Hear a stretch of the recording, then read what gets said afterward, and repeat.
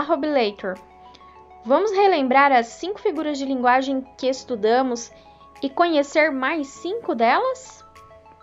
Acho que terei que apertar os meus parafusos. É muita coisa para a minha memória. Fique tranquilo, Robilator. Vou explicá-las novamente. Olá, pessoal, tudo bem com vocês? Bom, a nossa aula vai ser um pouquinho diferente hoje, porque nós vamos finalizar o estudo das figuras de linguagem, mas também vamos recapitular todas aquelas que nós vimos. Então, como vocês podem ver, temos aqui 10 figuras de linguagem e nós já estudamos comparação, metáfora, metonímia, hipérbole e eufemismo.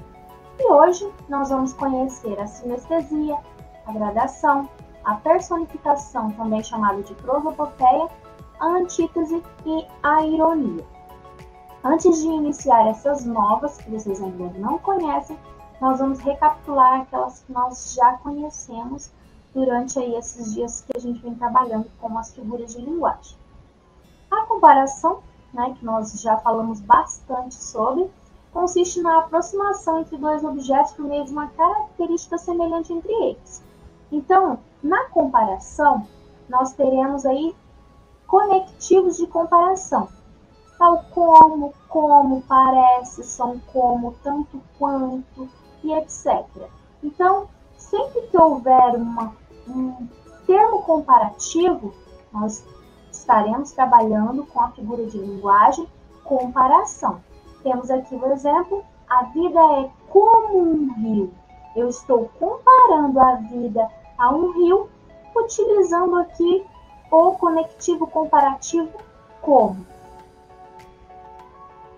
Em seguida, nós temos a metáfora, que também já trabalhamos bastante, mas é sempre bom recapitular. Então, na metáfora, nós temos também um tipo de comparação. No entanto, aqui não há a presença de termos comparativos, não tem os conectivos como, tal como, parece, enfim.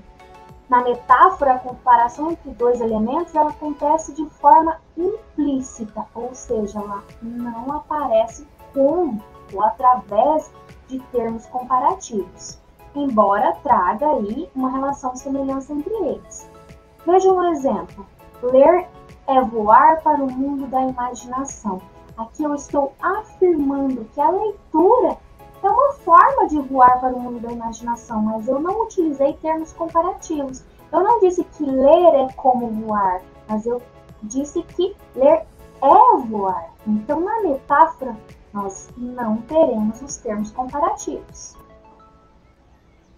Falamos também sobre a metonímia, que é uma figura de linguagem, mais precisamente de palavra, e consiste na substituição de uma palavra ou de uma expressão por outra, mas há uma ligação entre elas. Então, embora exista essa substituição, existe uma ligação, existe um vínculo entre esse sentido da palavra.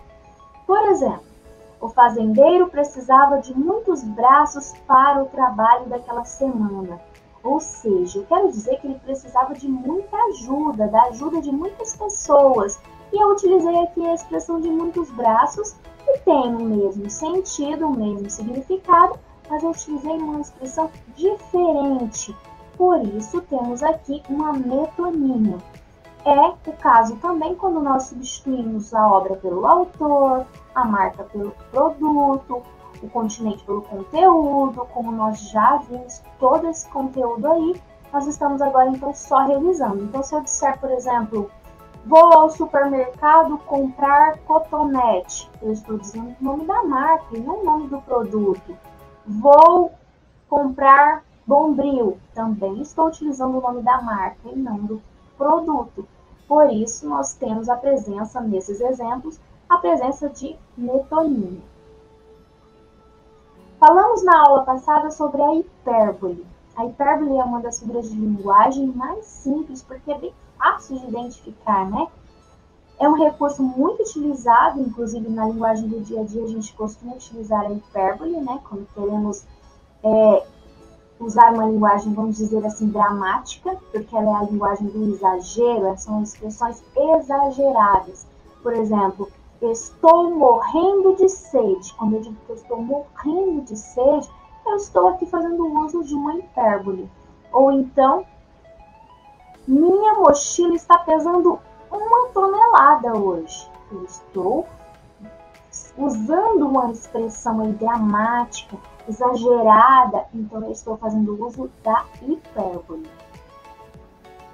Em seguida, logo após a hipérbole, nós estudamos o eufemismo. Por quê? Porque é o contrário, é o oposto da hipérbole, o eufemismo. É onde há uma suavização de informação, né? Ela é utilizada bastante em contextos formais, a gente diz isso porque tenta passar uma informação de forma agradável, amena, mais suave. Quando eu digo, por exemplo, ao invés de dizer que uma pessoa morreu, eu uso a expressão ele foi morar com Deus, ou ele foi morar no andar de cima. Eu estou tentando o quê? Suavizar essa informação, essa notícia. E quando eu faço essa suavização, eu estou o quê? Tentando ser agradável e utilizando, consequentemente, o eufemismo. Bom, nós temos então, hoje nós vamos começar a trabalhar com aquelas que a gente ainda não conhece, e nós vamos falar um pouquinho agora da personificação. O que é a personificação? Bom, a gente pode lembrar de personificação, a palavra persona quer dizer pessoa. Então, personificar é dar a seres inanimados, o que são esses seres inanimados? É personificar, dar vida a seres que não possuem vida. Como assim, professora? Eu não consegui entender. Vamos ao exemplo que eu explico melhor. O dia acordou feliz, mas o dia ele não acorda como nós acordamos, ele não abre os olhos. Então, quando eu digo que o dia acordou feliz, eu estou atribuindo ao sol uma característica humana. E quando eu atribuo a um ser inanimado uma característica humana, eu estou personificando-o, ou seja, eu estou aqui utilizando a personificação. A personificação ela também é chamada de prosopopeia, então vocês podem utilizar tanto o termo personificação, quando se tratar de dar vida a seres inanimados, ou prosopopeia. Também falaremos sobre a gradação. De repente vocês nunca nem ouviram falar essa expressão, muito bem. A gradação ela é empregada por meio da enumeração. Como assim enumeração, professora? Tem números? É mais ou menos isso. Por quê? Porque a enumeração é como se eu fosse colocando os elementos frasais numa ordem de acontecimento. Ela tem o intuito de enfatizar.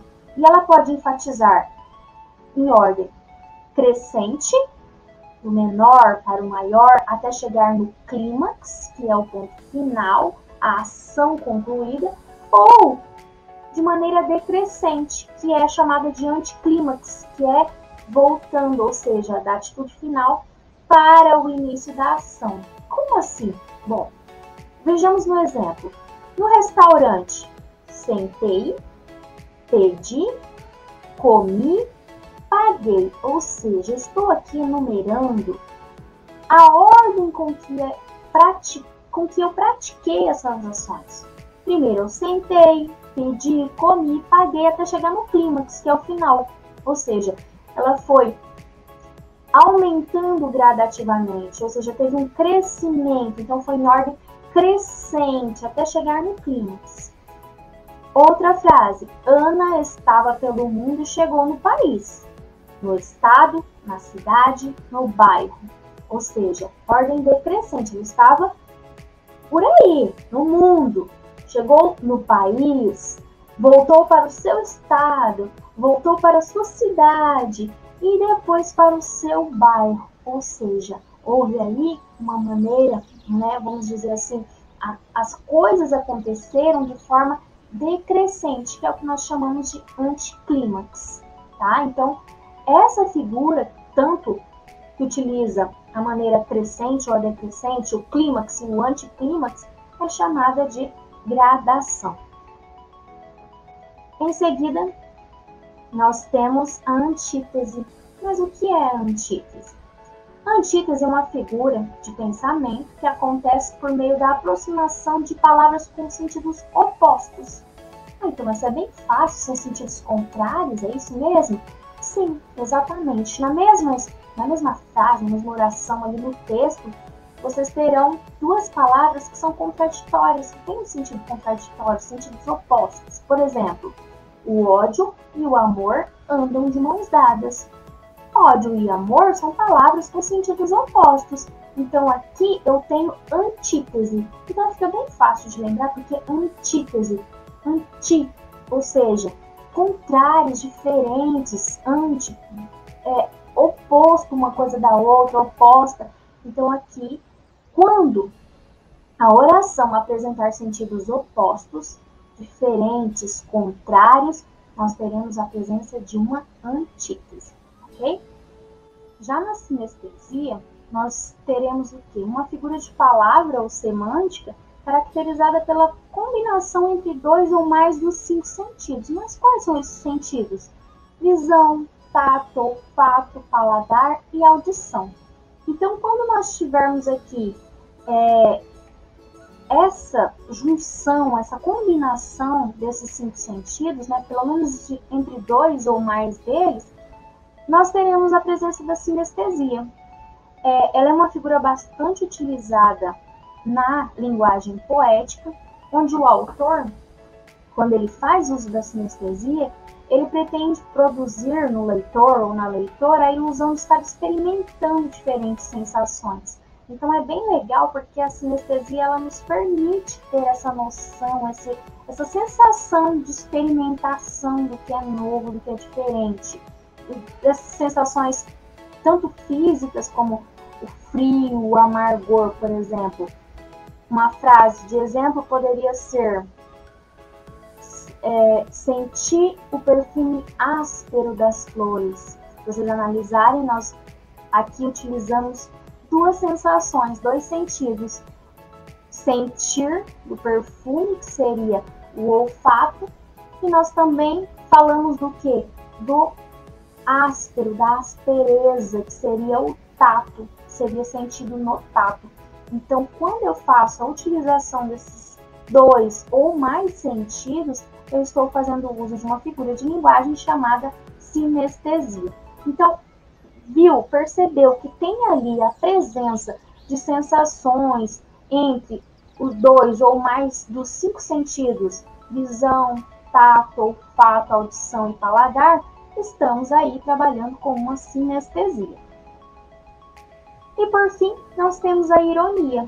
E a ironia também é uma das figuras que nós utilizamos no nosso dia a dia, mas muitas vezes não nos damos conta que estamos trabalhando aí com uma figura de linguagem. Ela é uma figura que utiliza palavras com sentido oposto para dar ênfase ao discurso. Ou seja, muitas das vezes, a ironia é utilizada como dissimulação e com fingimento. Ou seja, eu digo algo, mas na verdade eu estou querendo utilizar outra expressão, estou querendo me expor de outra forma crítica. Então a ironia é muito utilizada quando nós vamos escrever um texto ali, onde vamos trabalhar com a crítica. Ou seja, eu vou ironizar tal situação para que as pessoas consigam entender através da ironia o que na verdade eu queria dizer, como eu queria me expressar. Então ela é uma figura de pensamento bastante utilizada, é um recurso estilístico onde há a combinação de ideias e pensamentos, porque eu vou me expressar de uma forma contrária, oposta, no entanto, eu quero dizer algo ironicamente para que as pessoas compreendam o que eu quero falar. E acaba sendo como a utilização das palavras dissimuladas, onde há a presença do fingimento, exatamente para isso, para ironizar tal situação, tal expressão, para que as pessoas compreendam de fato o que eu queria dizer, na verdade, era o oposto do que eu estou falando, certo? Espero que vocês tenham compreendido. Qualquer dúvida, por favor, entrem em contato, estou aqui totalmente à disposição para poder esclarecer as dúvidas de vocês. Tenham uma boa semana e até a nossa próxima aula. Realize as atividades com muito capricho e dedicação. Até mais! Não é tão difícil assim. Eu consegui entender todas